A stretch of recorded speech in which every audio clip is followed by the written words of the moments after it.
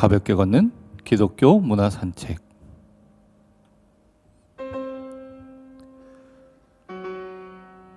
오늘도 저 제임스 송과 함께 기독교 문화들을 함께 가볍게 살펴보는 시간 갖도록 하겠습니다.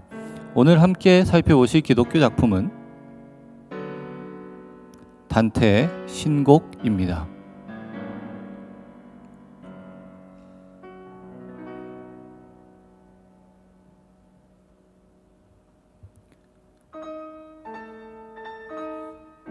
지금 흘러나오는 음악은 작곡자 리스트가 단테의 신곡을 읽고 작곡한 단테의 소나타입니다.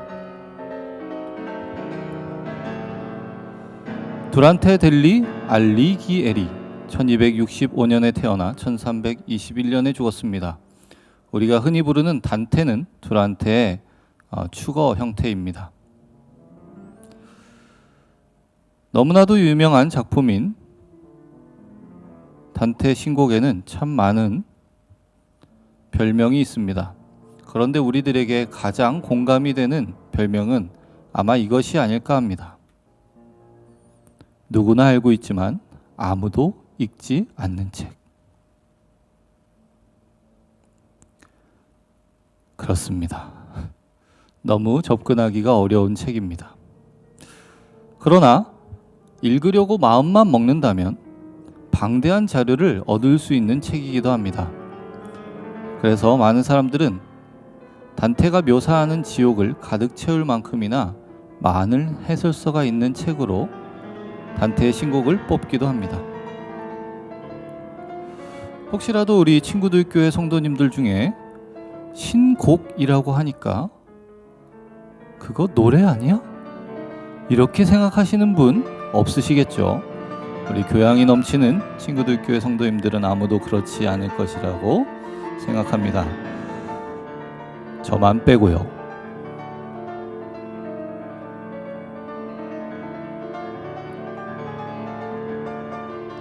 단테가 지은 이 서사시의 원 제목은 단순히 코미디아였습니다.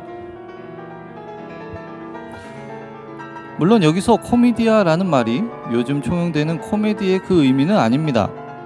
유머러스한 내용을 담고 있는 책이 아닙니다. 당시 사람들은 이야기가 진행되다가 마음을 무겁게 하는 쪽으로 결말이 난 서사시를 문학적 가치가 높은 것으로 여겼습니다. 그러나 그와 반대로 보통 사람들의 언어로 해피엔딩이 되는 그러한 서사시를 코미디라고 불렀다고 합니다. 그러니까 단테의 신곡이 지옥으로부터 시작을 하지만 천국의 해피엔딩으로 마무리되는 그러한 코미디 그런 형식을 따르고 있음을 단테는 묘사하고 있습니다. 그런데 나중에 1555년에 로도비코 돌체라는 출판업자가 책을 새로 출판하면서 디비나 코미디아라 고쳐 부르게 되는데 이 라틴어의 영어식 표현이 디바인 코미디이고 일본인들이 이것을 신곡이라고 번역한 것을 우리가 지금 그대로 받아서 쓰고 있습니다. 신곡은 중세에 쓰였음에도 이탈리아 문학의 꽃으로 손꼽히며 사후에 대한 중세적인 세계관을 보여준 최정점에 있는 작품으로 여겨집니다. 이 작품은 특히 상류층 언어인 라틴어가 아닌 이탈리아의 토스카나 방언으로 적혀 있기 때문에 이탈리아어의 생성과 발전이 있기까지 적지 않은 영향을 끼친 것으로 평가를 받고 있습니다.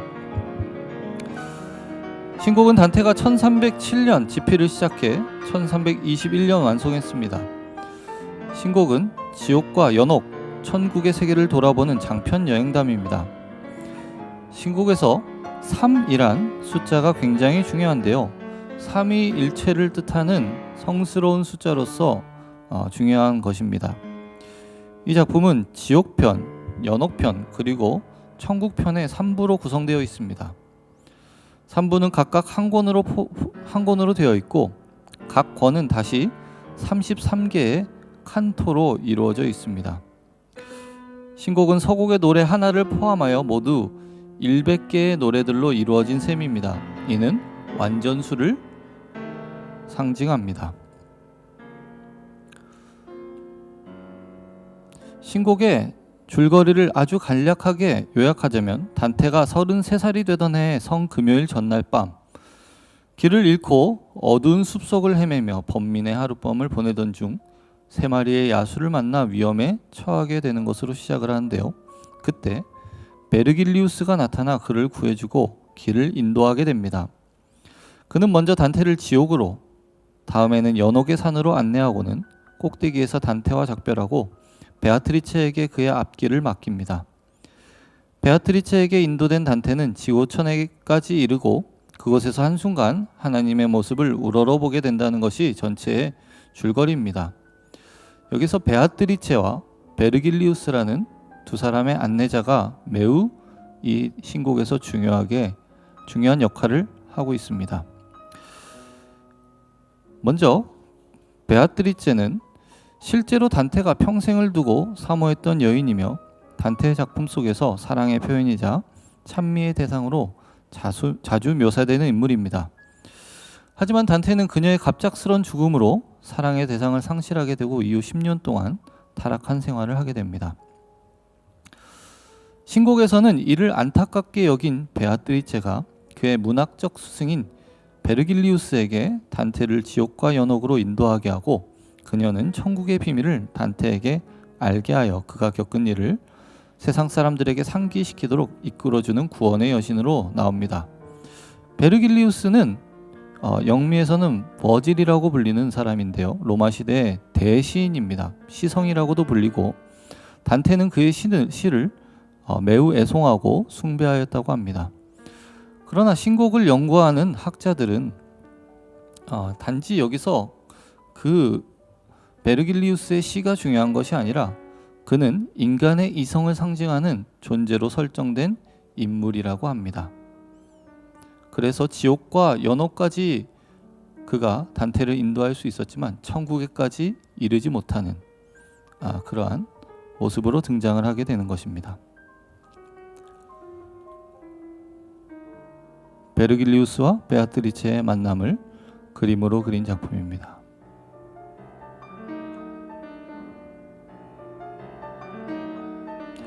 이 그림은 단테의 신곡에서 나오는 지옥, 연옥, 천국을 한 그림 안에 그린 작품입니다. 이렇게 보시면 조금 더 이해하기가 쉬우실 텐데요. 예루살렘 아래로 지구의 내부로 역 피라미드 모양으로 지옥이 있고 연옥은 바다 위에 떠 있는 탑의 형태로 되어 있습니다. 그리고 우주 너머 하나님이 계신 천국이 등장을 합니다. 제가 말씀드린 대로 신곡은 읽으려고만 하면 굉장히 많은 자료들을 얻을 수 있습니다. 왼쪽의 그림은 지옥도이고요. 오른쪽은 방금 전에 보여드렸던 그림을 간략하게 그린 그림입니다. 지옥과 연옥과 천국을 한꺼번에 간략하게 표현하고 있습니다.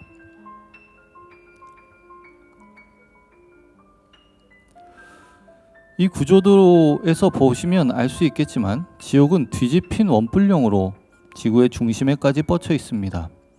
지옥은 9개의 구역으로 이루어져 있으며 죄를 지은 영혼들이 죄질에 따라 나뉘어 벌을 받고 있습니다. 죄의 유형은 크게 태만, 애욕, 탐식, 인색, 낭비, 분노, 교만, 이교도, 폭력, 배신으로 나뉩니다. 이 그림은 보티첼리가 그린 단테의 지옥도입니다. 이렇게 지옥은 9개의 구역으로 나누어져 있습니다. 죄에 대한 단테의 인식이 매우 특이하다는 것을 여기서 알 수 있습니다. 예를 들어 강도와 살인보다 배신의 죄가 훨씬 더 무겁습니다. 그 중에서도 자기를 믿은 신뢰한 사람을 배신한 자들은 지옥의 맨 밑바닥에서 가장 중한 벌을 받습니다. 단테의 설명으로 이 9번째 가장 아래쪽 지옥에 있는 사람은 예수님을 배신한 가룟 유다, 그리고 로마의 황제 카리우스 율리우스를 암살하도록 모의한 브루투스와 롱기누스, 그리고 타락한 천사 루시퍼가 있습니다. 신곡은 읽지 않았어도 모두가 이 로댕에 생각하는 사람이 있는 지옥의 문은 아실 것입니다. 그리고 지옥의 문 위에 적혀있는 이 유명한 대사도 아실 것입니다. 이곳에 들어오는 자 모든 희망을 버릴지어다.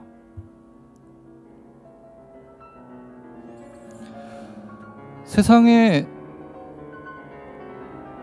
죄에 대한 단테의 인식, 그리고 그것을 지옥의 끔찍한 광경으로 언어에 담아내려는 그의 노력과 의지는 처절하고 강합니다. 그의 목표는 사실을 전달하는 것이었습니다. 그가 보고 듣고 냄새 맡은, 정확히 말해서 그렇게 했다고 상상한 것들은 그에게는 곧 진리였습니다. 단테는 누구보다도 언어의 힘을 믿었습니다. 베르길리우스와 단테는 대지의 중심에서 빠져나와 다시 햇살을 받으며 연옥의 불을 저장한 산에 이릅니다. 연옥은 바다 가운데 돌출한 분화구처럼 생겼는데 피라미드와 같은 형태입니다. 영원히 정죄될 수 없는 자들이 죗값을 받는 지옥과는 달리 지옥처럼 형벌은 있을지라도 이곳에서 죄를 씻으면 천국으로 갈 수 있는 희망의 여지가 있습니다. 연옥도 몇 개의 구역으로 나뉘어져 있으며 속죄자들은 자신의 죄를 깊이 통찰함으로써 정화될 수 있는 기회를 얻습니다. 그들의 죄는 용서받을 수 있는 것입니다. 연옥은 정죄와 희망의 왕국으로 영적 구원을 받을 만한 여망이 있는 망령들이 천국에 가기 전에 수양을 하는 곳입니다. 천사들은 이곳에서 칼로 단테의 이마 위에 P, 알파벳 P자를 새겨주는데, 이는 연옥에서 자기가 참회해야 할 죄, 곧 오만, 질투, 분노, 태만, 탐욕, 폭식, 애욕의 7가지로 이러한 죄들은 벼랑을 차례차례 지나면서 하나씩 씻어지게 됩니다.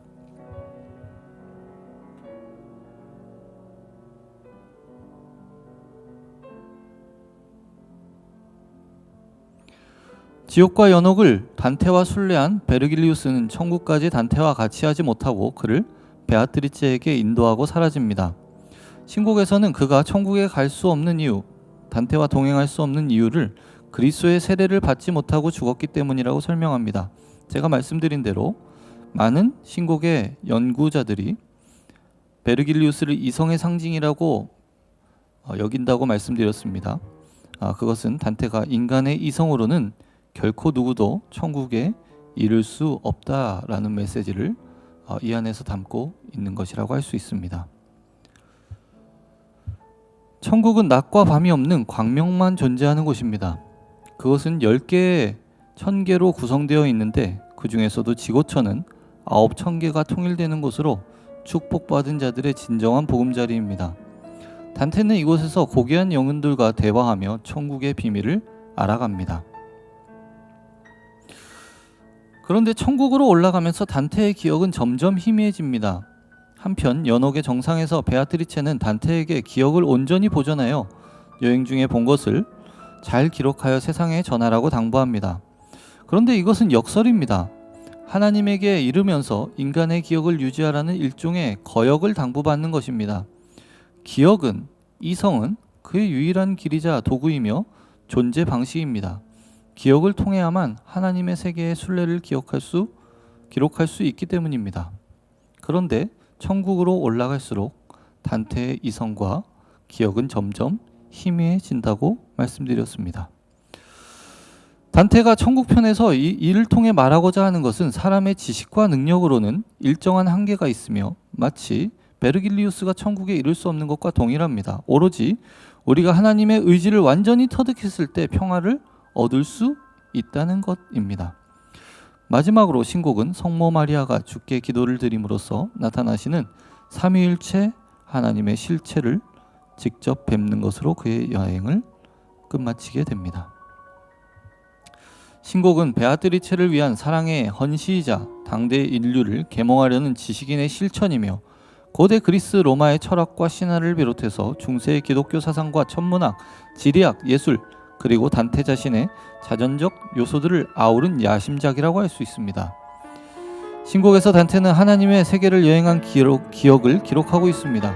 지옥에서 시작하여 연옥을 거쳐 천국에 올라 마침내 하나님의 품 안에 안기는 대장정의 기록을 담은 신곡은 작가 단테의 영혼과 학문, 정열, 그리고 삶의 체험을 고스란히 반영하고 있었습니다.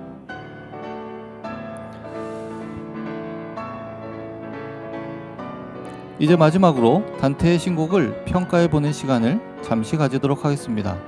먼저 부정적인 평가입니다.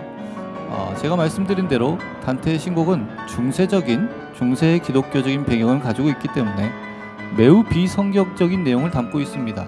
이를테면 지옥, 연옥, 천국으로 이루어진 세 가지 세계가 있다고 단테는 설명하는데, 성경에서는 연옥의 존재에 대해 아무것도 말하지 않습니다. 지옥에 대하여서, 천국에 대하여서 그렇게 많이 말씀하신 예수님께서 연옥이 실제했다면 말씀하지 않으실 리가 없었겠죠. 그러나 성경에서는 연옥에 대한 뚜렷한 기록이 등장하지 않습니다. 그리고 또한 성경에서는 지옥과 천국의 어떠한 단계가 구체적으로 존재한다라고 이야기하고 있지 않습니다.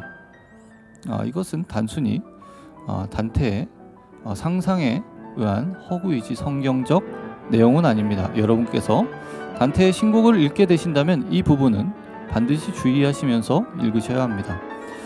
그러나 당연히 부정적인 내용이 있다면 긍정적인 평가도 우리가 할 수 있습니다. 내세와 하나님의 심판에 대한 경종이 바로 그것입니다. 내세에 대한 두려움, 내세에서 죄를 짓는 것의 두려움, 그리고 하나님을 믿고 살아가는 자들에게 장차 있을 기대를 가지게 합니다.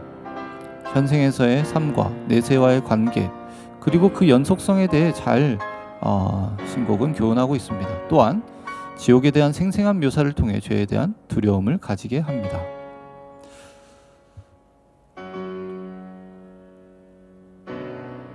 단테의 신곡, 지옥에서 연옥에 이르러 천국까지 이르는 그 여정에 여러분 한번 동참해 보시지 않겠습니까?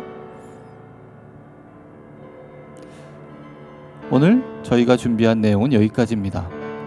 오늘도 수요일엔 방송으로 사교요 수방사를 함께 시청해 주셔서 감사합니다. 다음 주에 다시 뵙도록 하겠습니다.